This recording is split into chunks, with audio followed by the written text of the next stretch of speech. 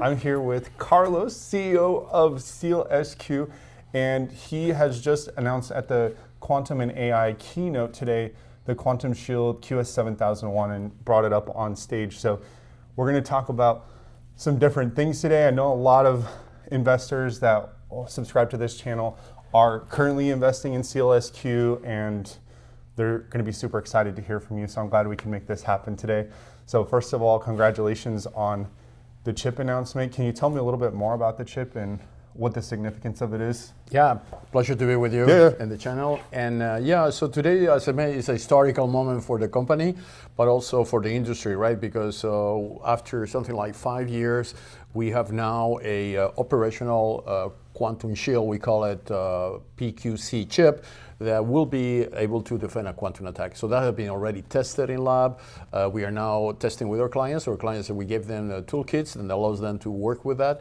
And the commercial launch will be done the 22nd of November during the Formula One event in Las Vegas. So an amazing location to do it. But today was the technology launch where we are introducing for first time the chip to the market. Yeah. Very nice, very nice. So you made a really interesting comment in the keynote, and I was recording the whole keynote and I put it on the channel because I know people want to hear. I know people want to hear from you. I know that one of the comments you made was, you look at the entirety of the quantum market, right? And you said something along the lines of, if you add up all the market caps of all the companies, it's still just a fraction of the NVIDIA market cap. Can you talk about that a little bit more? So what I say is that NVIDIA and all the current computational companies are based on RSA encryption, which is a 50 years old encryption. No? So NVIDIA CPUs and hardware can be hacked with an RSA hacking capability, which is the quantum capability, right? So if a quantum breaks, RSA breaks everything, including current NVIDIA. So obviously, it is their responsibility, it is the responsibility of Microsoft and all these companies to go into post-quantum cryptography, because they have to make their current infrastructure resilient. Today, we have a problem with Amazon, AWS. There's sites went down today, so that shows the fragility of the system. So what I say is that there's still a notion that these companies are overvalued. $25 billion for a company maybe with $20 million revenue is totally crazy. But the way we have to see that is as a group. So if you take all the quantum and post-quantum company, including ours, together, you might have around $100 billion market cap. But $100 billion market cap for the next cycle of computing is actually peanuts, in comparison to the $1 trillion valuation of the what we call legacy systems, right? Because NVIDIA, despite the mighty on AI, will need also to go into the post-quantum roadmap. So that means that the industry needs to continue investing into post-quantum technology and quantum computer technology, so we can have a very truly powerful fourth industrial revolution ahead of us. So that's critical. You cannot invest in legacy trillions of dollars and invest only billions of dollars in the next cycle of technology. Very good, very good. So you also mentioned in the keynote, and I thought this was very interesting. So you talked about this is a nuance, and I'm not sure how many people picked up on it, but you talked about how there's all this flood of investment into building the quantum computer, but the post-quantum, right? The shield, yes, right? The actual what's going to stop the quantum attacks, not as much yet. Yes. And you want to talk a little bit about kind of your thoughts around that comment and kind of what you meant by that? So so the market has been focusing on the computational capability of quantum computers. But what I say that a quantum computer is not a secure computer. It's like if you will have a PC without no security embedded into it, right? So the industry was not clear that a quantum computer could actually break another quantum computer. So you have to embed cybersecurity into the quantum computer. And this is our discussions now with quantum computer potential manufacturers of the future, and we say, guys, you need to establish PQC into the quantum. Now, they didn't have chips before. Now we have chips. So those chips could power the future quantum computers. And that's going to be, I will say, a wake up for the industry that it's always the same. First, you invest in infrastructure security before you deploy a product, like an airport. First, you put the security in the airport, then you put the physical infrastructure. Otherwise, it will be easily to compromise. So we are in this moment where the market is learning how there was a confusion on post-quantum. I remember some people say, yeah, but post-quantum is after quantum. It's actually not. Post-quantum is before quantum. Is what will happen in a post-quantum environment if you don't have security and how you can secure it.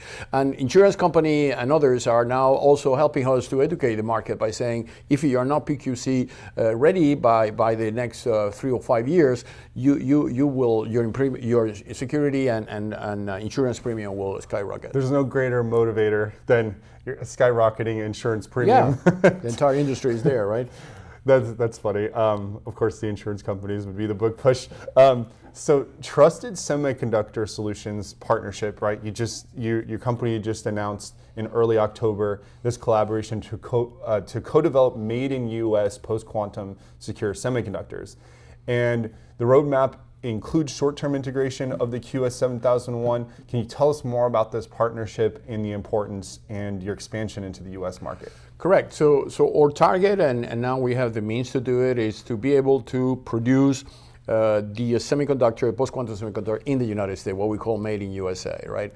So obviously that is a complex project because you need facilities, you need personalization centers, you need injection centers, you have to team with somebody that has also some kind of government clearance. So it is an onboarding process for a foreign company into the United States. But we have identified several partners. Some of them has been announced, like TSS.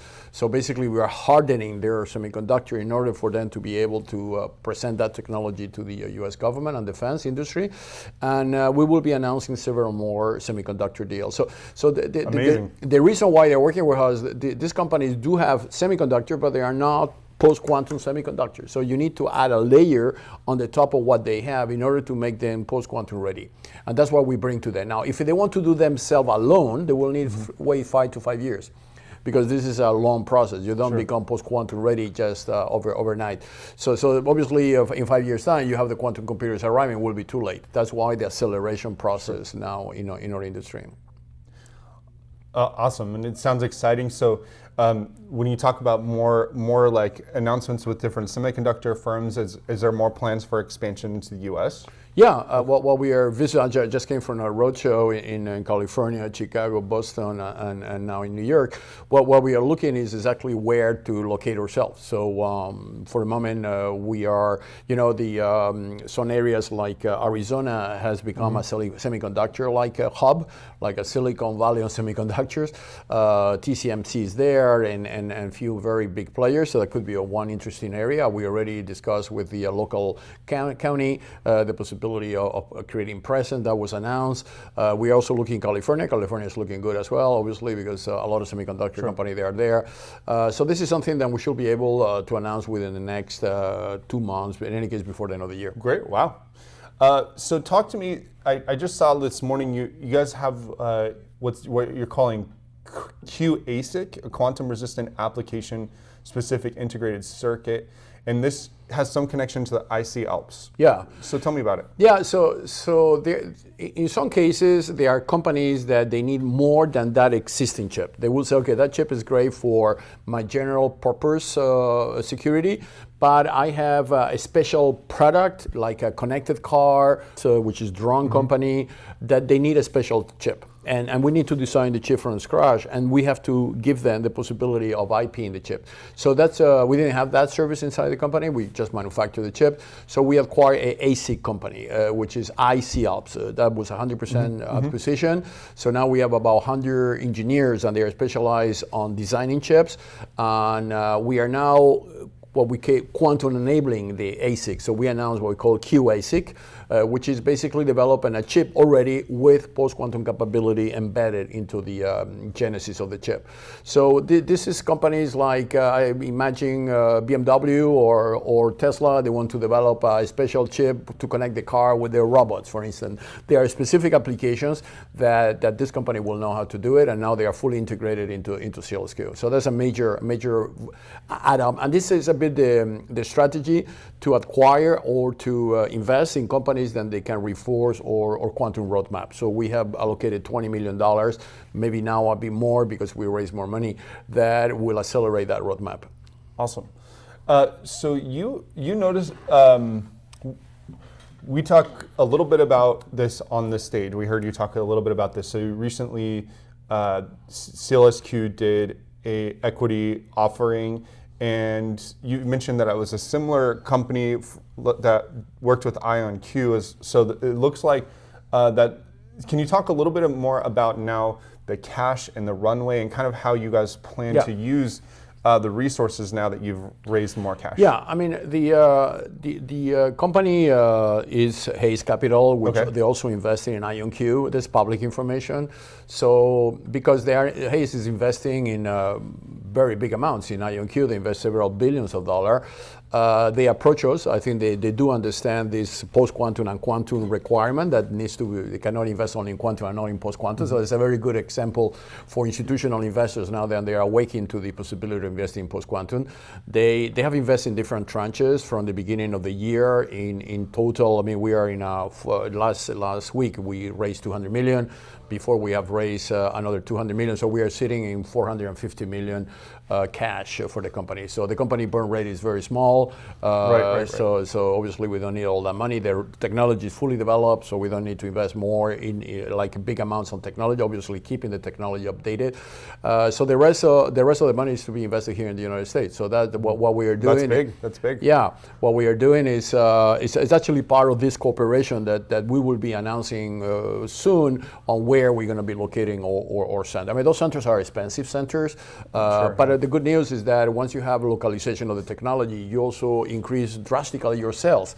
Because some of the U.S. clients, they are saying, great technology, but we want that technology to be made in the U.S. because now, you know, the geopolitical notion is to make everything here in the U.S., you know, made in America. So for that you need funding, and that funding, the good news is now available. We can also invest in some startups, or like we did with Colibri TD, which are startups and they are very niche, developing some specific quantum assets.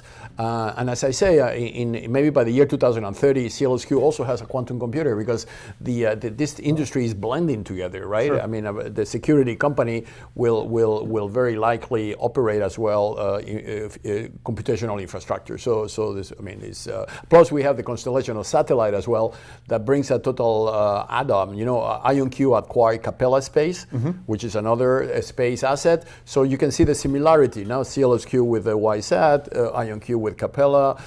You know, this is getting this market is merging, is consolidating themselves, and we are in the same process than they are. Yeah, I actually that's a perfect segue. So you have an upcoming satellite launch right here in November of 2025. Can you talk a little bit about that? It's actually the launch is November 15 in California. So we have launched 22 satellites already with the SpaceX. So those are low orbit satellite that capture the signal on the chip. So if you put the chip on your mobile phone, on your camera, that chip will be connected with the satellite through G5 or LoRa or Sigfox, one of the connectivity protocols. What we are trying to achieve there is machine-to-machine transactions. So in the future, everything that has our post-quantum chip will be able to transact with any other object with the same chip. And the satellite will verify the identity. So let's say that you want to trade data from your car to another car, or you want to trade transactions between an electrical plug and an electrical car. Those devices need to be trusted before they can exchange the data. And that is done through the satellite connectivity because it's the cheapest way and the global way to do it. I mean, you don't have 4G, 5G in the middle of the sea, right? Where container companies are trafficking today, and you need to have technology that track and trace and certify that container is a real one. So this industry is massive, you know, is the IOMT technology, which is emerging as a major driver for growth. Fascinating. So I only have 3 more questions, and they should be pretty quick. But the quantum, let's see. So I learned this morning about the Executive Order 14119, and this was from earlier this year, which is a U.S. executive order to make post-quantum cryptography mandatory for federal systems through 2035.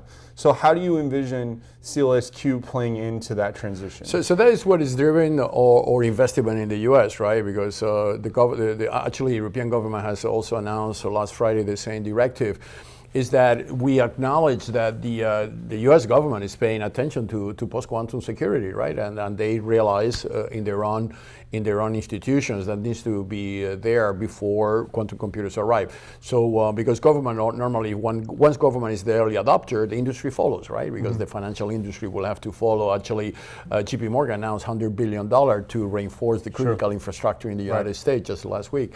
So you have a movement towards post-quantum security that is very beneficial to us, because for the moment, maybe not in the future, but for the moment, we are the only chip there that can resist a quantum attack, right?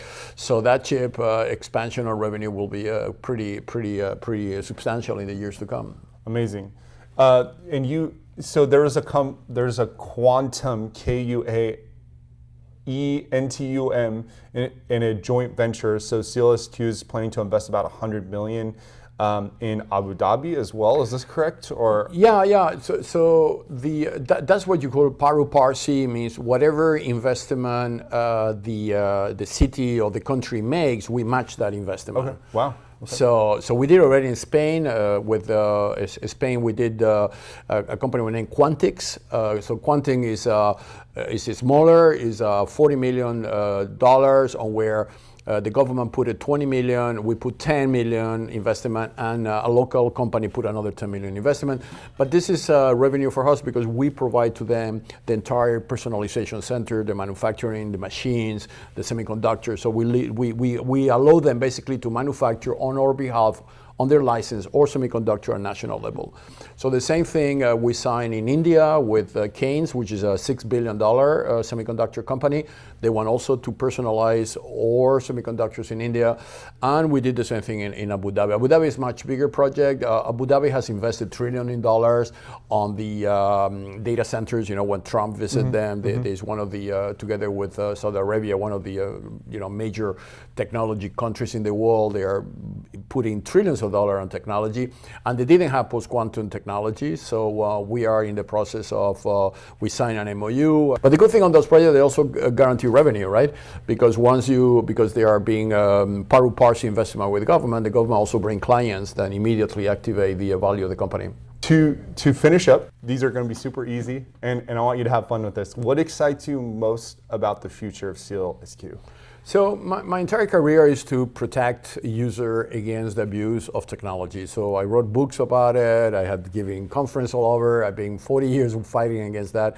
So I am very concerned that if we don't really decentralize the power of technology, we could reach a totalitarian society, and that would be crazy after so much effort to end up by having one country that is not treating their citizens in the right way.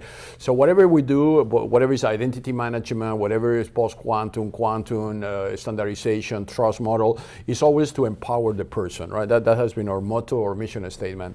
So this technology, maybe I am a bit more enthusiastic than I was maybe 10 years ago. The situation was pretty dark with the Web 2.0, was very detrimental to user data. Is that now with Web 3.0, we can decentralize data, we can decentralize identity, we have ledger, blockchain. So it's a new tools that allow to move into a more decentralized society.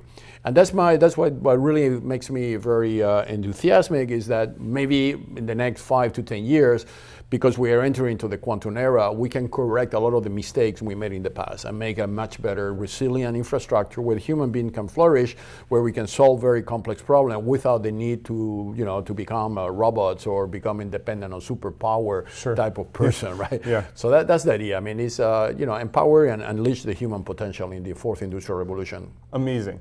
So final question here. So retail investors actually have been a big support for SEALSQ and from early on. So do you have any final message to investors? No, I think retail investors are actually very clever. I think this decentralized intelligence, as I call it, of people that they are not necessarily analysts or they don't go into banks, sometimes it's actually very beneficial for new projects like that, because that decentralized intelligence, they create new sources of information to the market that is different from the traditional analysts. Actually, when I started to cover the company with analysts, they were totally unaware of this. They were either you are a cybersecurity analyst or you are a quantum analyst, but you cannot be both, you know? Yeah. So I think the fact that we have critical mass, we are trading hundreds of millions of shares per day. So that is also a confidence, because an investor can go in, and if it is not happy, can go also out, doesn't get locked into the stock, you know? When you have illiquid companies, investing is dangerous, because you go in and then you spend 6 months in the stock. SEALSQ has given opportunity of 30% up, 40% up sometimes when we announce strategic projects, and they are showing that the execution roadmap is being executed and is being respected. And I only see good things happening in the next 24 months. So I think one interesting thing is our valuation. I mean, we are a fraction of the valuation of the next quantum company ahead of us. So it's a huge opportunity, right, for investors to enter into the valuation growth, because I think this type of valuation will be equalized. Maybe they are a bit lower and we're going to be a bit higher, but it's going to be equalized. You cannot have a situation where a quantum company is 25 times bigger than a post-quantum company for a fraction of the revenue, because we have more revenue than these guys have, right? So that is going to be equalized, and yeah, it's a potential huge upside, yeah. Amazing, super fun. Thank you so much. Thank you for your interview. Great to talk to you. Yeah, and I know everyone's going to love this.